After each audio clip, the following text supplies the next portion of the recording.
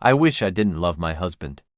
I think I want a divorce. There is still a large part of me that loves my husband. I still enjoy being around him, and in the few instances where I can actually get his attention.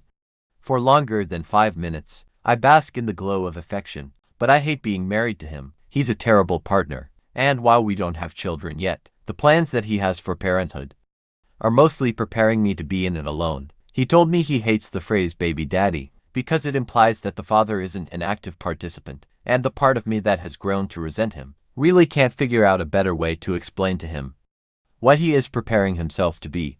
When we got together, he promised me that he wouldn't become his father, because he hates the way that his father treated him growing up. But the longer it takes for him to be a partner again, the more similarities I see. Neither cooks. I can't fathom why my husbands go to half-joke of I burn cereal is funny, or why he openly shares that kind of incompetence to complete strangers. They only clean when prompted, and whatever they clean is what they decide needs to be cleaned, not what is requested. He works, he uses his money for himself. Fair and expected.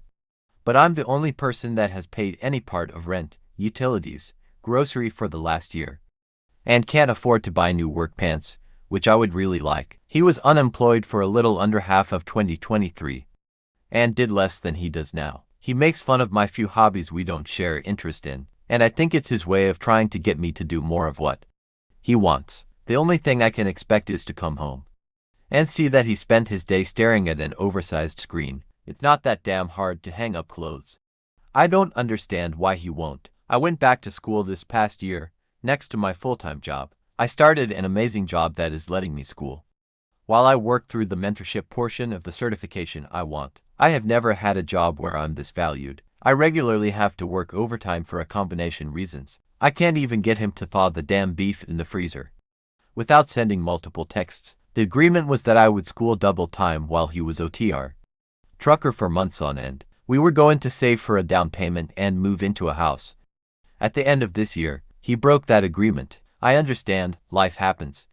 His old employer was doing illegal shit and wasn't smart enough not to make it obvious. His new employer is better. He still can't be trusted to make himself a sandwich in the middle of the night, and would rather starve or drink one of the protein shakes I bought for my coffee. One of these days he'll figure out I'm not enough of a morning person to make myself food, let alone him. Every time I try to talk to him about it, he tells me that it's all about communication, but he doesn't seem to understand that I tell him exactly what I need. He just doesn't want to listen. And the communication issues are on his shoulders, not mine. The only time he listens is when he's preparing to speak, not to understand. When I asked him to get counseling, he said that 100% of the marriage issues are from me, and there is nothing for him to be held accountable for, that it's all my sister's fault. My sister moved in with us -1 of last year, and is working very hard to get on disability and get herself into a position where she can be on her own.